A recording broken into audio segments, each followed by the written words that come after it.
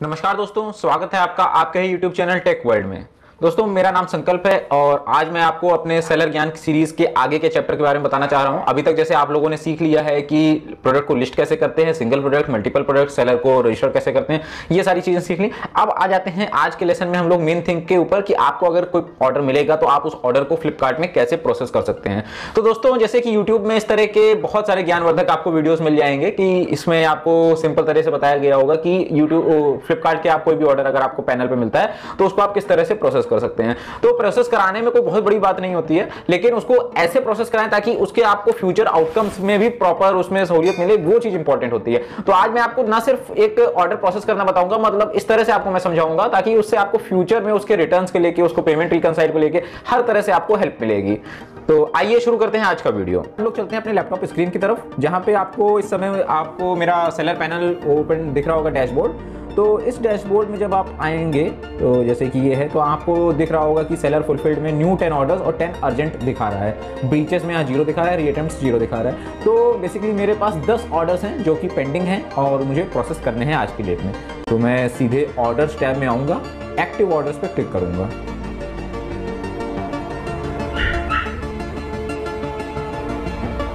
तो जैसे ही मैं एक्टिव ऑर्डर्स पे मैंने क्लिक कर दिया है, तो आप देख सकते होंगे यहाँ पे आपको अलग अलग तरह के ऑर्डर्स दिख रहे हैं। जैसे कि सब में देखिए, पहला है ऑर्डर आईडी, फिर उसका क्या प्रोडक्ट इन्फॉर्मेशन था वो है, item ID, FSN, buyer details, SLA. तो काफ़ी सारी डिटेल्स यहाँ पे रहती हैं। साथ में साथ आपको इमेज का, प्रोडक्ट की इमेज और प्रोडक्ट का एसक्यू दोनों पता चलता रहता है। तो यहाँ से आप अगर देखेंगे तो आपको देखने से समझ में आ रहा होगा कि आपको किस चीज़ का ऑर्डर मिला है। तो हमारे फिलहाल ज़्यादातर इसमें जॉकी के प्रोडक्ट्स हैं, क्योंकि हम लोग जॉकी ब्रांड्स में डील कर रहे हैं। तो इसमें अंडरवियर भी है, ट्रैक पैंट भी है, लोअर भी है, थर्मल भी है, टी शर्ट्स भी हैं, बनियाइन भी हैं। तो हर तरह का ऑर्डर हम लोगों को आज मिला हुआ है। तो आइए आज हम ये 10 के 10 ऑर्डर को वन शॉट में एक साथ कैसे प्रोसेस करेंगे, ये हम आपको दिखाते हैं। तो आप देख रहे होंगे यहाँ पे चेक बॉक्स है, तो ये मैंने इस चेक बॉक्स के ऊपर क्लिक कर दिया है। तो जैसे ही अपने चेक बॉक्स पे एक ये ऊपर वाले पे जब क्लिक करेंगे तो बाय डिफॉल्ट जितने होंगे, आपको मैं नीचे स्क्रॉल डाउन कर रहा हूँ तो आप देख सकते हैं कि जितने भी ये नीचे तक के ऑर्डर आईडीज थे सारे बाय डिफॉल्ट सिलेक्टेड हैं। हाँ दोस्तों, जैसे अभी तो मेरे पास ये 10 ऑर्डर्स हैं। मान लीजिए आज के दिन हो सकता है मुझे अगर 20 मिले होते, 40 मिले होते, तो आपको वन शॉट में अगर सेलेक्ट करना है तो वन शॉट में आप 80 ऑर्डर्स प्रोसेस कर सकते हैं और यहाँ से उसको आप अपना नंबर ऑफ ऑर्डर्स यहाँ पे डिस्प्ले में वो बढ़ा सकते हैं। जैसे अभी बाय डिफॉल्ट 10 है, मेरे पास 10 ही ऑर्डर्स हैं, तो यहाँ पे 10 शो हो रहा है। बाय डिफॉल्ट ये 10 होता है, फिर आप इसको बढ़ा सकते हैं 20, 40 या 80, यानी 80 ऑर्डर आप वन शॉट में सिंगल टाइम में प्रोसेस कर सकते हैं फ्लिपकार्ट के सेलर पैनल के थ्रू। तो अभी बात करते हैं सर हमारे 10 ऑर्डर्स की। तो जैसे कि मैंने आप देख लिया कि ये सारे के सारे 10 ऑर्डर सेलेक्टेड हो गए। अब आते हैं सीधे सीधे सर जनरेट लेबल्स के ऊपर। तो मैं ये बटन दिख रहा होगा आपको यहाँ पे, जनरेट लेबल्स का है। तो इस जनरेट लेबल्स को मैं क्लिक करूंगा। तो जैसे ही मैंने जनरेट लेबल्स पे क्लिक किया तो इस तरह से आप देख रहे हैं कि यहाँ पे जितने भी ऑर्डर्स थे वो सारे यहाँ पे ग्रीन कलर का चेक बॉक्स पे आ गया। तो यानी इसका मतलब है कि इसकी सारी डिटेल्स पहले से ही कंप्लीट है। जब यहाँ पे अगर कोई मल्टी प्रोडक्ट ऑर्डर होता है, यानी मल्टी क्वांटिटी ऑर्डर होता है, तो यहाँ पे मेरे को लेंथ, ब्रेथ और हाइट उसकी अपडेट करने को बोलता, क्योंकि हमने किसी भी प्रोडक्ट का एक डाला होता है, उसकी अगर मल्टी क्वांटिटी है तो हमें फ्लिपकार्ट बोलता है कि आप उसका लेंथ, ब्रेथ और हाइट, वेट उसका अपडेट करिए। तो बाय डिफॉल्ट मेरे सारे सिंगल क्वांटिटी प्रोडक्ट थे। तो यहाँ पे आप देख सकते हैं सारे के सारे ऑटोमेटिक जनरेट लेवल पे क्लिक करने के बाद ऑटोमेटिक सेलेक्टेड है। तो इसके बाद आ जाते हैं प्रोसेस लेबल्स के ऊपर। तो ये बटन है, तो मैं ये करूंगा। तो ये कह रहा है कि do you want to generate labels, तो मैं कर दूंगा इसमें कंफर्म कि मुझे सारे 10 के 10 ऑर्डर्स प्रोसेस करने हैं। तो जैसे हम कंफर्म के ऊपर क्लिक करेंगे तो यहाँ पे अभी मुझे थोड़ी देर में इसके 10 लेबल्स का PDF डाउनलोड हो जाएगा। देखना है जैसे 10 order labels are ready for downloading, details of this order can be viewed under the process status drop down below. तो जैसे कि आप देख रहे हैं ये फ्लिपकार्ट लेबल्स नाम से एक PDF डाउनलोड हुई है एंड इसमें जो है मेरे 10 के 10 शिपिंग लेबल्स यहाँ पे डिस्प्लेड है। तो ये देख रहे हैं आप, ये पूरा इसमें शिपिंग लेवल होता है। इसका मुझे प्रिंट आउट लेना होगा, तो मैं अभी अपने प्रिंटर को अटैच करके इसका प्रिंट आउट ले लूँगा। इसमें ये जो होता है शिपिंग लेवल होता है, यहाँ पे जहाँ नीचे की तरफ आ रहा है तो ये इसकी जो होती है इनवॉइस होती है, टैक्स इनवॉइस जो हम अपने कस्टमर्स को देते हैं। तो इसी तरह से आप देख रहे हैं कि 10 की 10 ऑर्डर्स की मेरे 10 पेज की PDF डाउनलोड हो गई है।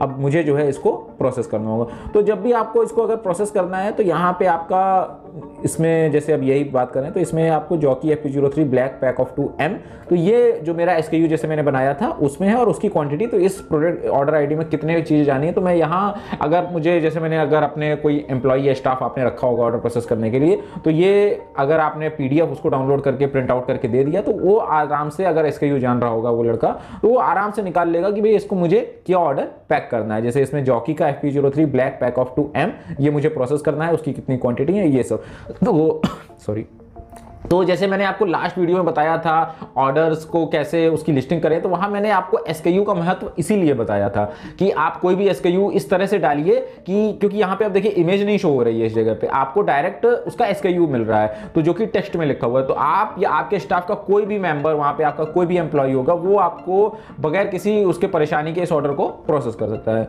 तो ये बात हो गई इसकी ऑर्डर के PDF के प्रिंट आउट की, तो ये मैं PDF का प्रिंट आउट अभी ले लूंगा। अब आते हैं अब नेक्स्ट टैब के ऊपर, तो जो नेक्स्ट टैब है इसमें है 10 पेंडिंग RTD, तो अभी तक मैंने पेंडिंग लेबल्स में था, तो अब पेंडिंग RTD होता है रिड्यू टू डिस्पैच, तो ये जैसे मैं इसको डिस्पैच करूंगा तो RTD कर दूंगा इसका। तो जब RTD करूंगा तो उससे पहले मैं क्या करता हूं, यहाँ पे फिर से मैं आऊँगा, इस पे चेक बॉक्स पे सेलेक्ट करूँगा और बल्क एक्शंस में आके मैं यहाँ पे इसकी डाउनलोड ऑर्डर लिस्ट CSV एक डाउनलोड कर लूँगा। इससे क्या फ़ायदा होगा आप लोगों को कि आपके पास इसकी एक्सेल शीट डाउनलोड हो जाएगी और उस एक्सेल शीट में आपको पूरी सारी जानकारी होगी कि ऑर्डर ID क्या थी, उसमें क्या SKU गया था, किस स्टेट का था, तो आपको सारी डिटेल्स यहाँ से आपको मिलने वाली हैं। तो मैं यहाँ पे डाउनलोड ऑर्डर CSV कर रहा हूँ, तो देखिए दोस्तों ये इसकी CSV फाइल डाउनलोड भी हो गई एक्सेल शीट के थ्रू, तो अभी ये ओपन हो रही है, हम लोग इसको चेक करके आपको बताते हैं।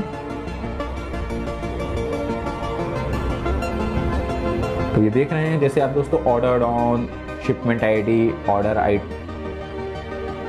तो आप लोग देख रहे होंगे जैसे order on, shipment ID, order item ID, order ID, HSN code, order state, type, FSN, SKU, product, invoice number, GST, IGST, SGST क्या क्या लगा, invoice date, selling amount, buyer का नाम, address, city, state, pin code, और इसमें dispatch की भी date लिखी होती है, dispatch after date, dispatch by date, मतलब किस दिन तक का आपका होगा, ट्रैकिंग ID, पैकेज का लेंथ, ब्रेथ, हाइट, वेट, मतलब ईच एंड एवरी माइनर से माइनर डिटेल्स आपको इस एक्सेल शीट के थ्रू सारी मिलने वाली है। तो दोस्तों मैंने इसको अगर डाउनलोड किया है तो आप, कोई फ्लिपकार्ट नहीं कहता, मैंडेटरी नहीं है कि आपको एक्सेल शीट भी डाउनलोड करके अपने पास रखनी है, कोई आवश्यकता नहीं है, लेकिन हम लोग इसको जो है इस डाउनलोड करेंगे और अपने पास आगे फ्यूचर रेफरेंस के लिए रखेंगे। तो फ्यूचर रेफरेंस के रखने के लिए भी एक तरीका है, मैं आइए उसको आपको बता देता हूँ। ये सेम शीट आपको जो है अपने गूगल अकाउंट से, गूगल आप शीट बना लीजिए, गूगल एक ऑप्शन देता है आपको, जैसे आप चाहें तो नॉर्मली इसी पे अपने लोकल सिस्टम पे भी, लोकल शीट में आप इसको बना सकते हैं, बट गूगल शीट पे अगर बनाएंगे तो उसका एक फायदा ये होगा कि आप कहीं से भी उसको एनीवेयर, किसी भी जगह से आप उसको एक्सेस कर सकते हैं। अगर मान लीजिए आपका लैपटॉप या डेस्कटॉप जिस भी आप सिस्टम पे वर्क कर रहे हैं वो अगर क्रैश हो जाता है और आपने इस तरह से एक्सेल शीट का पूरा फ्लिपकार्ट का डेटा था जिसमें आपकी पूरी पेमेंट डिटेल्स, ऑर्डर डिटेल्स सब कुछ होगा, अब वो अगर मिसिंग हो जाएगी तो आप फ्लिपकार्ट से किसी भी चीज के बारे में आपको जानकारी नहीं होगी, ना उसका POD मांग पाएंगे, ना रिटर्न स्टेटस जान पाएंगे, ना उसका पेमेंट का स्टेटस जान पाएंगे।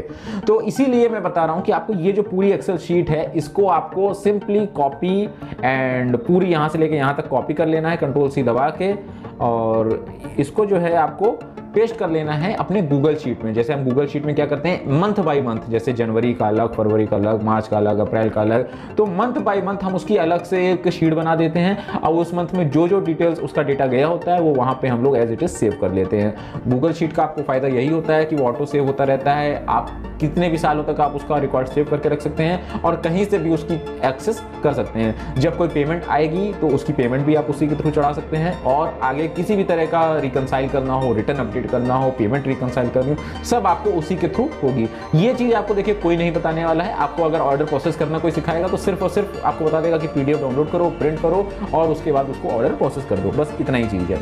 तो ऐसा नहीं होता है, अगर आप उसकी एक्सेल शीट में सारी डिटेल सेव करके रखेंगे तो आपको फ्यूचर के लिए बहुत ही ज़्यादा हेल्पफुल होने वाला है। तो आते हैं हम लोग फिर से इस पे, तो ये मैंने एक्सेल शीट डाउनलोड कर लिया। अब मैं इसका क्या करूँगा, मार्क एज RTD। तो ये मैं जैसे ही मार्क RTD करूँगा तो ये जो है मेरे सारे पैकेट्स चले जाएंगे पेंडिंग हैंडओवर स्टेट में। अभी ये देखिए फेल टू RTD 2 ऑर्डर्स हो गए हैं, तो फ्लिपकार्ट में कभी कभी इनका कोई ना कोई इशू चलता रहता है। तो अभी मैं फिर से इस पर जाऊँगा और इसको जो बच गए हैं RTD होने से इसको फिर से सेलेक्ट कर दूंगा, इसको मार्क RTD कर दूंगा। तो दोस्तों ये RTD आपका टाइम SLA का बहुत आपको ध्यान रखना होगा कि जब तक डिस्पैच बाय SLA का जो टाइम है उसी के अनुसार आपको RTD करना होता है। तो अब जैसे ये मेरा है ई कार्ड लॉजिस्टिक के थ्रू जाएगा। अब मैंने पेंडिंग हैंडओवर में 10 ऑर्डर्स आ रहे हैं और हैंडओवर डेट टाइम है 26 मार्च 2022 का 4 बजे से लेकर 6 बजे तक। नंबर ऑफ ऑर्डर्स 10 है। रिक्वेस्ट OTC और डाउनलोड या एक नई प्रक्रिया आ गई है अब फ्लिपकार्ट में। तो पहले क्या होता था, हम लोगों को जो फ्लिपकार्ट थे वो मतलब डायरेक्ट आते थे, पिकअप करके ले जाते थे। अब फ्लिपकार्ट वालों ने एक नई सुविधा दे दी है 1 टाइम कोड करके। तो ये जब फ्लिपकार्ट के विश मास्टर हमारे पास पिकअप करने आएंगे वो स्कैन करेंगे 1 बाय 1 अपने डिवाइस से। उसके बाद लास्ट में वो अपना आपको डिवाइस हैंड ओवर करेंगे। उसमें आप देख लीजिए कि कोई रिटर्न है या अगर अपना 10 स्कैन था तो 10 ही दिखाया जा रहा है। क्योंकि कई बार क्या होता है, जैसे अभी तो मान लीजिए मेरा 10 पैकेट है, हो सकता है कल तक एक कोई कस्टमर अपना कैंसिल कर दे, वो 10 से घट के 8 हो जाए, लेकिन हमको अगर जानकारी नहीं होगी, वहां अगर ज्यादा दिखा रहा होगा तो हम उतना ही डालेंगे। तो इसी वजह से ये OTC का आया है, जिससे कि किसी भी तरह की दिक्कत महसूस ना हो सेलर्स को और एक ट्रांसपेरेंसी आए फ्लिपकार्ट में और फ्लिपकार्ट के सेलर्स के बीच में। तो उसी के लिए रिक्वेस्ट OTC था। सेकंड है डाउनलोड मैनिफेस्ट। मैनिफेस्ट क्या होता है, ये आपके पास एक फिजिकल रिकॉर्ड होगा कि आपने कोरियर वाले जो आपका ई कार्ड का विश मास्टर आया है पिकअप लेने के लिए उसको कितना दिया है। तो जैसे अभी मैं डाउनलोड मैनिफेस्ट किया, इसमें अगर मैं इसको PDF ओपन करूंगा तो यहाँ पे देख रहे हैं आप फ्लिपकार्ट का मेरा वो है लॉजिस्टिक मैनिफेस्ट। डेट लिखी होती है, टोटल शिपमेंट डिस्पैच लिखे हैं, ट्रैकिंग ID क्या है, ऑर्डर ID कौन कौन सी है, RTS कब हुआ था एक्सप्रेस है, और नीचे आप pickup in time, pickup out time, FE name, FE signature, मतलब जो भी फ्लिपकार्ट के एग्जीक्यूटिव FE आएंगे उनका FE का नाम, FE का सिग्नेचर, कितने आइटम पिक हुए हैं, शिपमेंट पे फ्लिपकार्ट की पैकेजिंग थी कि नहीं थी, और सेलर का भी सिग्नेचर होता है, दोनों लोगों का सिग्नेचर होता है। ये हमारे पास रिकॉर्ड रहेगा फिजिकली कि भाई हमने हैंडओवर किया। कभी कभी क्या होता है, ये रिकॉर्ड तब फायदेमंद रहेगा जैसे स्कैन करने के बाद ही मान लीजिए वो RTS हो गया, मतलब वो कैंसिल्ड हो गया बैगिंग होने से पहले, तो वहां पे फ्लिपकार्ट वाले कह सकते हैं कि नहीं ये तो हमारे यहाँ से पिकअप ही नहीं हुआ, ये तो पहले ही कैंसिल हो गया। तो वहां पे आप प्रस्तुत कर सकते हैं और वहां पे आपको फ्लिपकार्ट वाले जब अगर कभी फ्यूचर में ऐसा कोई टिकट जनरेट करेंगे तो वहां पे आपसे मांगेंगे कि भैया आप ये उस दिन का मैनिफेस्ट अगर दीजिए, अगर आपके पास हो कि वो पिकअप हुआ है कि नहीं हुआ, ये वो जानने के लिए चेक करते हैं। तो ये बहुत एसेंशियल है और आप अपनी एक फाइल मेंटेन कर लीजिएगा जो भी मैनिफेस्ट होता है।